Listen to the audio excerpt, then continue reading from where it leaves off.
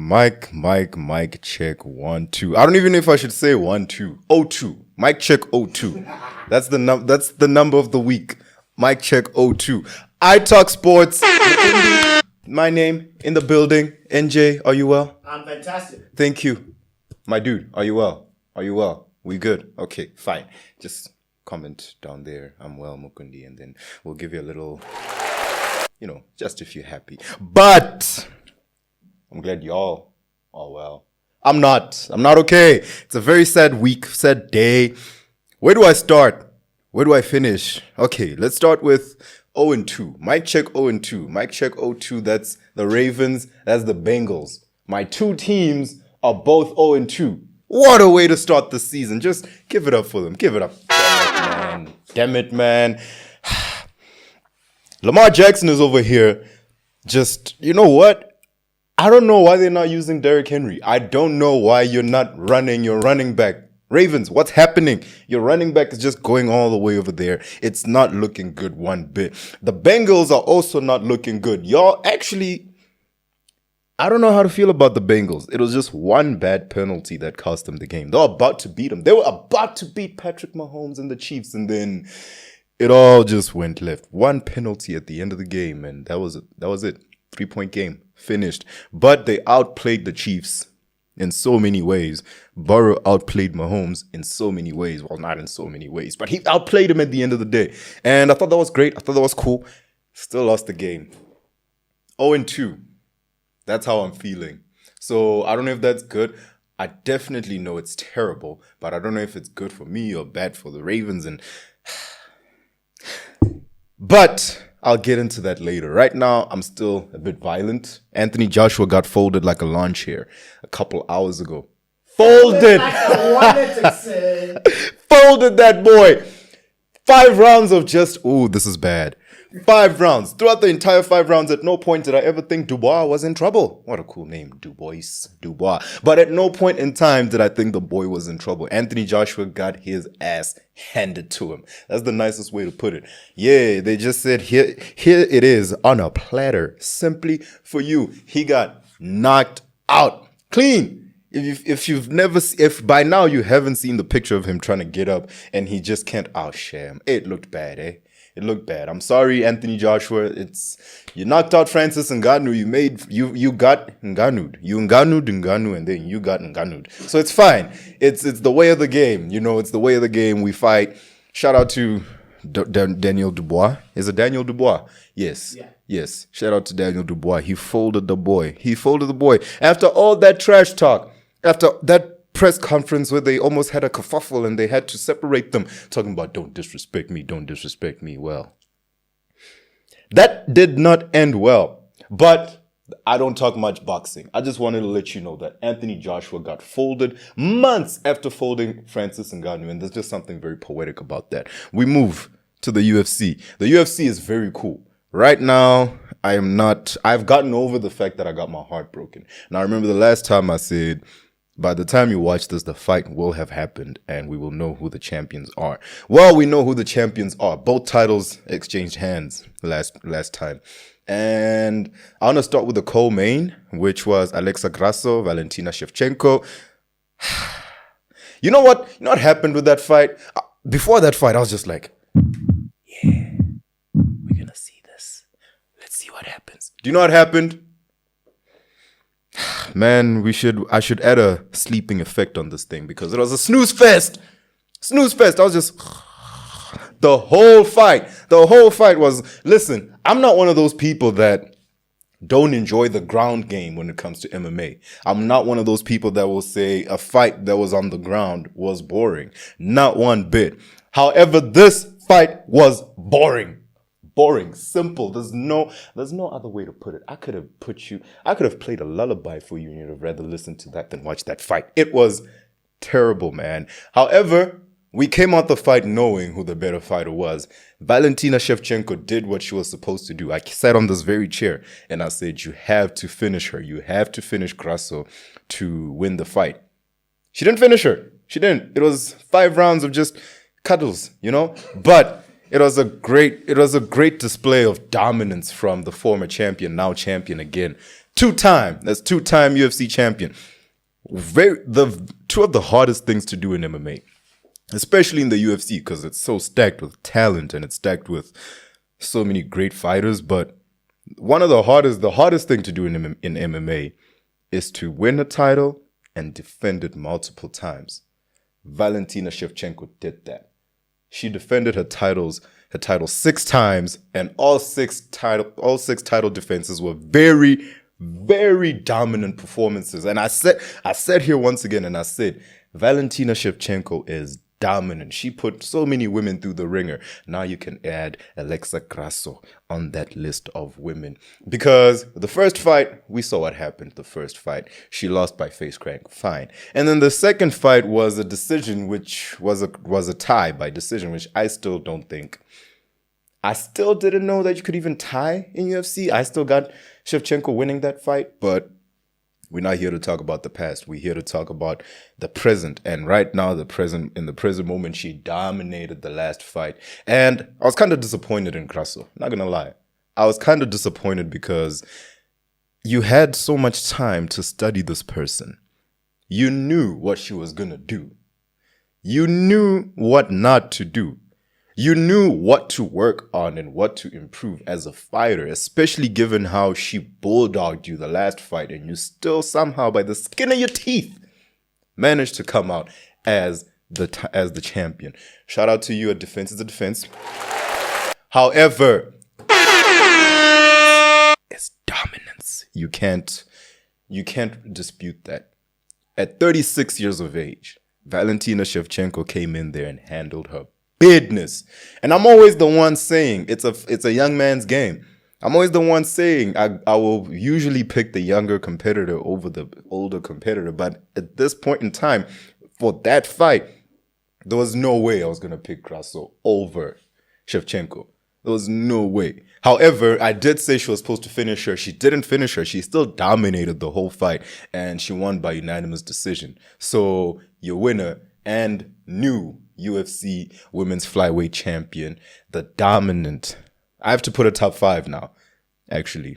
She might have to go in my women's top 5 because, man, it's crazy what she's done. As I was saying earlier, the hardest thing to do is to win a title and defend it. Fight in, fight out. You are defending your title against some elite competitors. I don't think there's a single scrub in the UFC. I don't. If you're in the UFC, that means you've managed to put yourself in a position to be considered one of the best fighters in the world. And she does not care about that. Bring them on. I'll put them all down. It's exactly what she did. The second hardest thing to do in mixed martial arts is to lose your title and win it back. Especially given the talent that's in the UFC, given the contracts that fighters have, given how hungry all these fighters are. Everybody wants to be champion. And for her to actually manage to win this back, and for her to actually beat her opponent in such, man, I've said the word dominant, but I'm trying to find a better word to describe it. Because if you didn't watch the fight, you probably think I need to get off my knees right now. But I'm telling you, bro, watch it. Watch it and you'll see exactly what I'm saying. It was a great fight. She won. Shout out to... Convincingly so. Yes. Yes, that's why you're here, NJ. Shout out. Sekho. Sekho. No. And then ndimuvenda. So ish rachikwa chimwe chipinga awustangani, you understand? So vamparere ndiyamba chivenda. I just speak English so nice sometimes, except when I forget my words. Convincingly so. She won. Convincingly so. Shout out to my boy NJ for making me remember that word. But I move. That was the women's flyweight.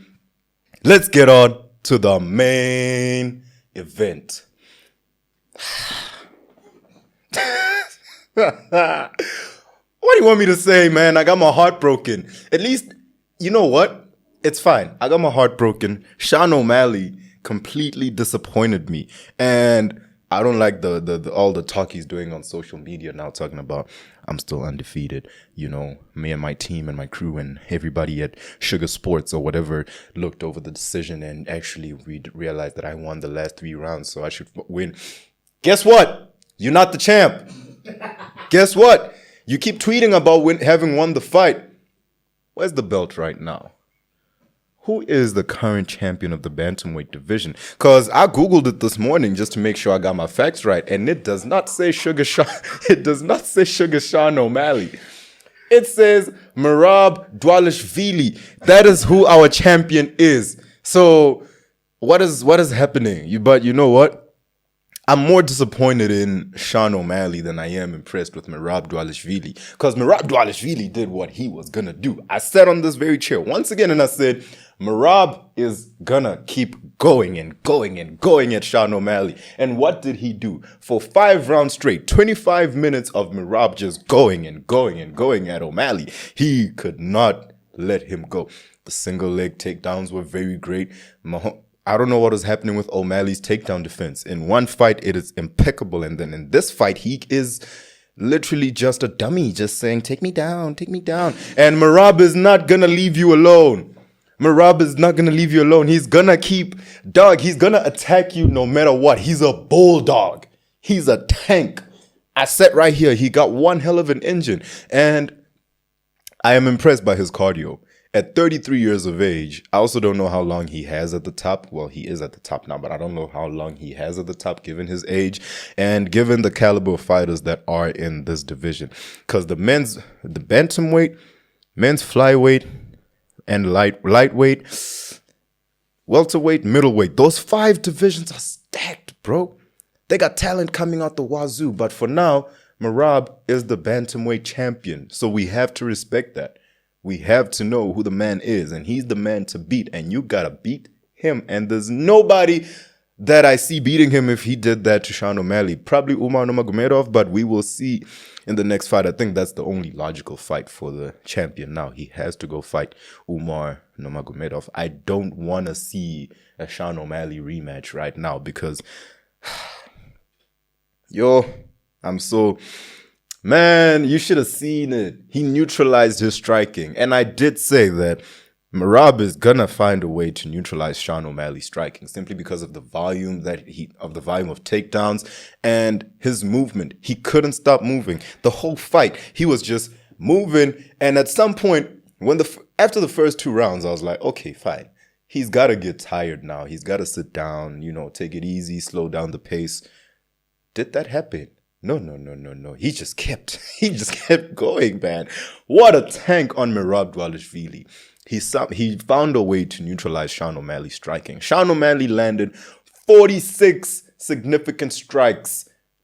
Not in the first couple of rounds, the entire fight. In 25 minutes, Sean O'Malley, one of the best strikers in the UFC, only landed 46 total significant strikes.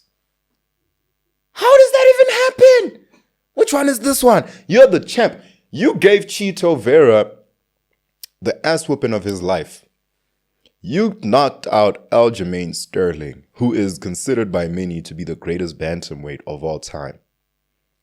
And Merab Dvalishvili is all it took to put you down and have you land 46 significant strikes.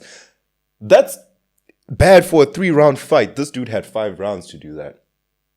Can I just talk about that? This dude had 5 rounds to do that, and you couldn't get it done. You couldn't land a single strike. Now, his 5th round was the best round, but it's too little too late. I feel like that's when he got his mojo to just come out and say, yo, I'm Sean O'Malley, and I got to show them who I am. And unfortunately, he didn't do that. I feel like he didn't do that. You could see his shoulders slouched. His body language wasn't great. He could clearly tell that this fight is over. And in the 5th round, he was fighting with a sense of desperation and a sense of urgency that should have been there from the get-go. Sean, come on, you fought so well in the 5th round. Had you done that the entire fight, we could have been saying, no. Unfortunately, we can't even do that because we have a new bantamweight king, Merab Dvalishvili. Shout out to Merab Dvalishvili. And new bantamweight champion of the world, Merab Dvalishvili. What a dark time in UFC. Merab is the champion.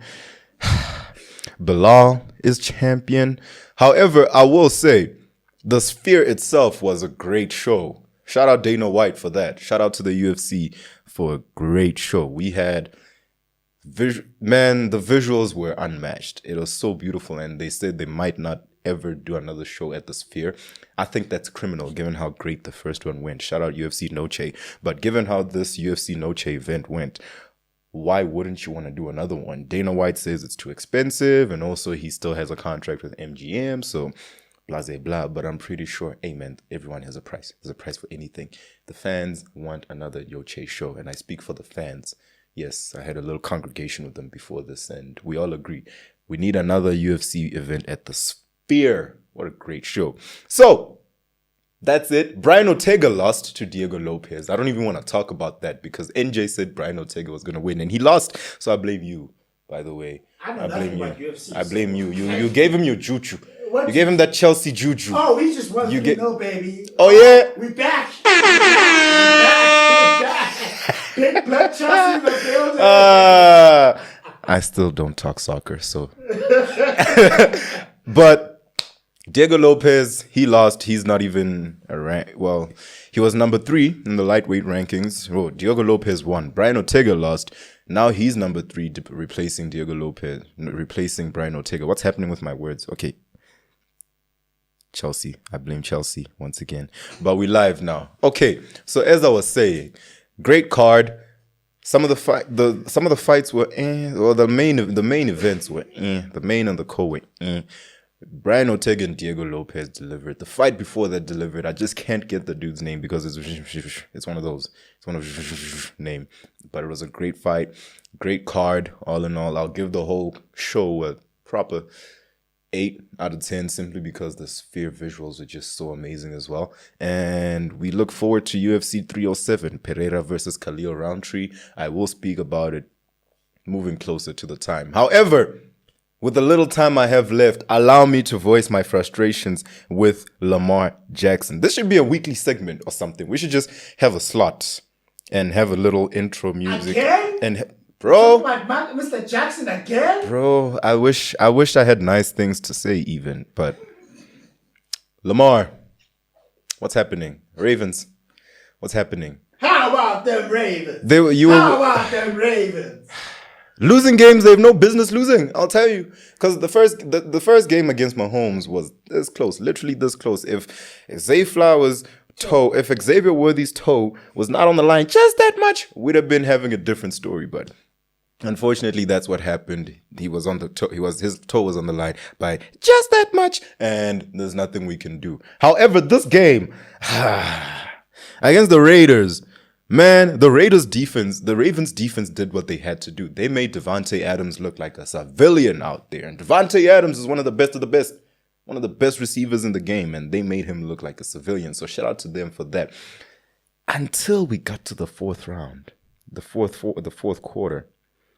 I don't know where the game went, but it clearly went out of the Ravens' hands. They had the game. They were leading going into the fourth quarter. And they collapsed. Just astronomical collapse. Sakura, astronomical, yes. But they just collapsed and they lost the game.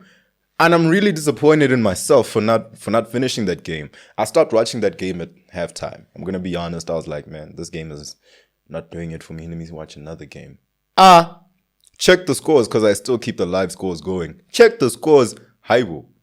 Ravens, you lost.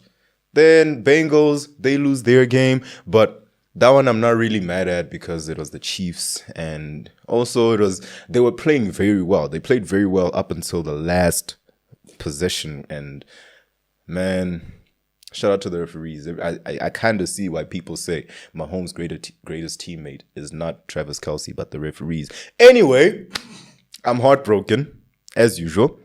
And hopefully I'll have better things to say next week. We got some great football tonight. The Ravens are I got the schedule right here, actually. I don't know why I'm wasting my time, not even checking for you. So the Ravens are going to play the Cowboys. Not looking forward to it at all. Saints going to be playing the Eagles. That one I'm looking forward to. Steelers versus the Chargers. I still want to see if Justin Fields is going to keep playing well, and they're not going to start Russell Wilson. Chiefs against the Falcons. I think we all know how that's going to go. So the game to watch tonight is Ravens versus Cowboys because who knows what's going to happen there, man. Cowboys are Cowboys, Ravens are Ravens. Shout out UFC 306. I really enjoyed the card.